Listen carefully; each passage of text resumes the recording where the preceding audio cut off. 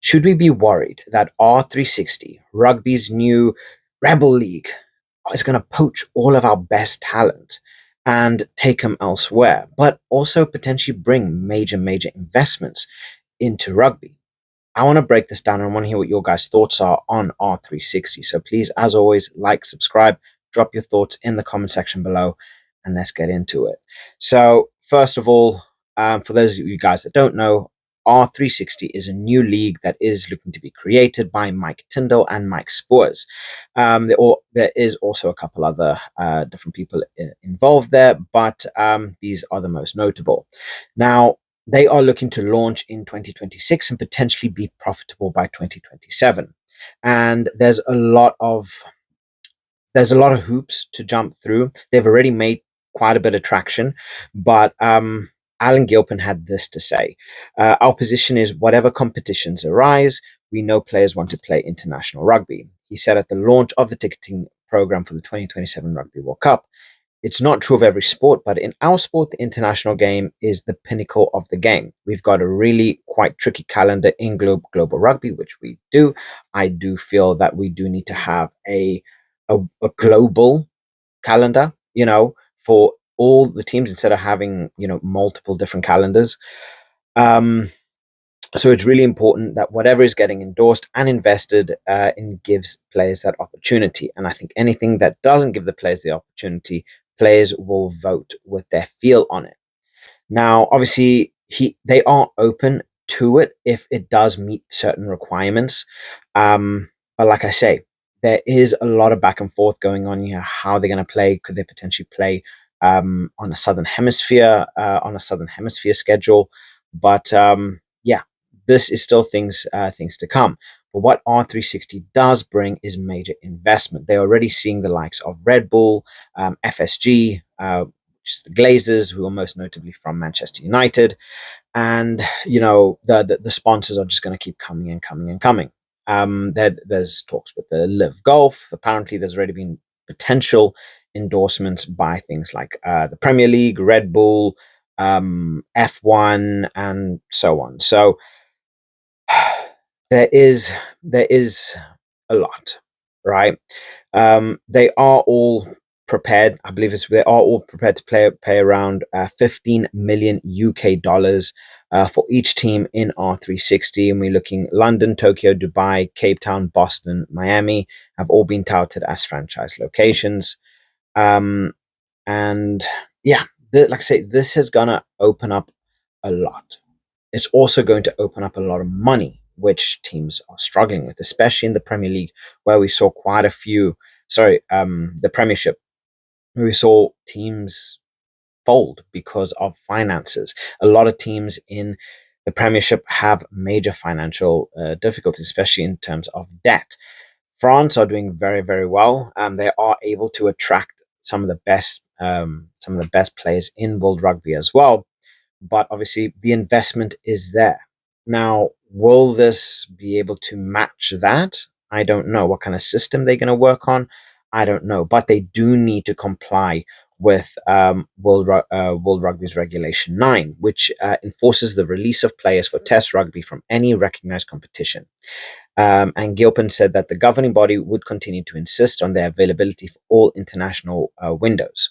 So that would include men's and women's British and Irish Lions tours, both Rugby World Cups, and Sevens competition at the Olympic Games.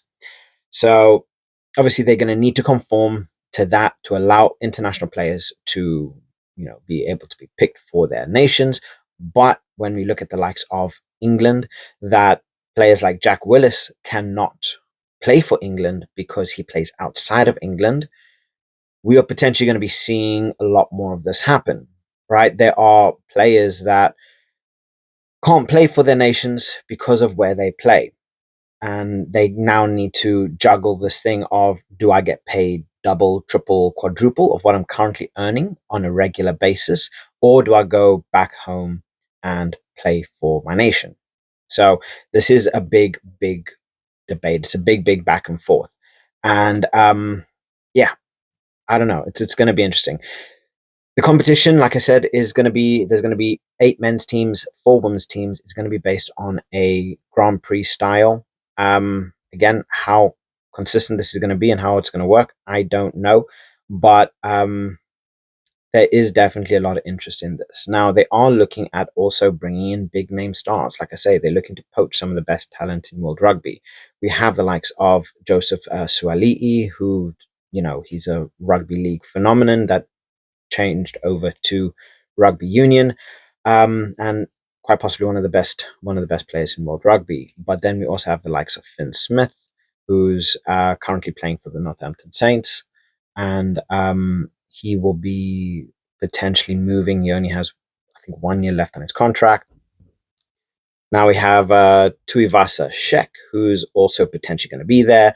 Ryan Pappenhazen, Nelson Osofa Solomana, Jamie George Ford. A lot of these players are being touted to join R360. Now, like I say, it comes with a very, very big bumper paycheck.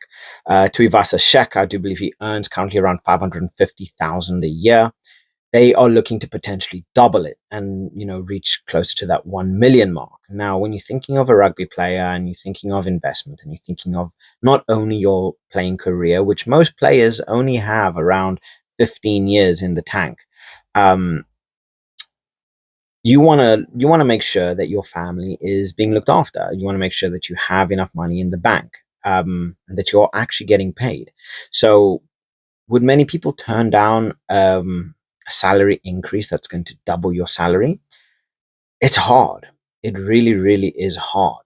But again, it comes down to money over career. What would you be willing? What would you be willing to choose? I don't know. Would it be a spectacle? Yeah.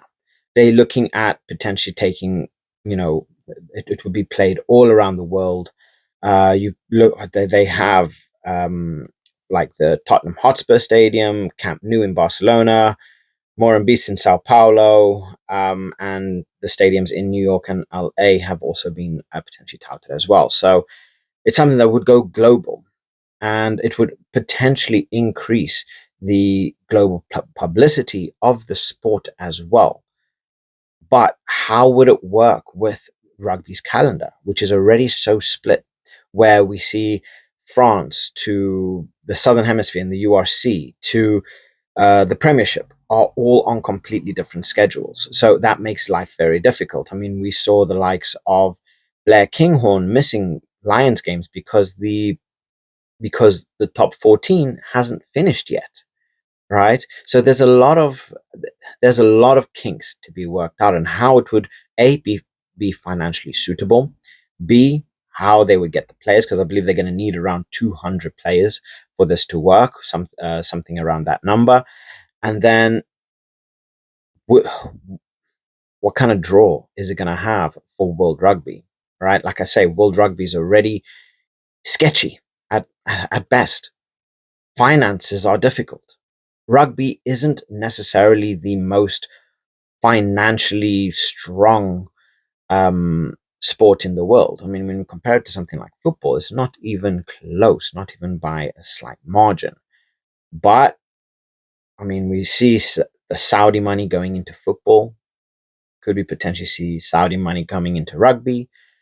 I don't know, but I'm I'm in two minds about R360, how it's going to work, and if they are going to poach the best talent in world rugby. Who knows? I want to hear what your thoughts are.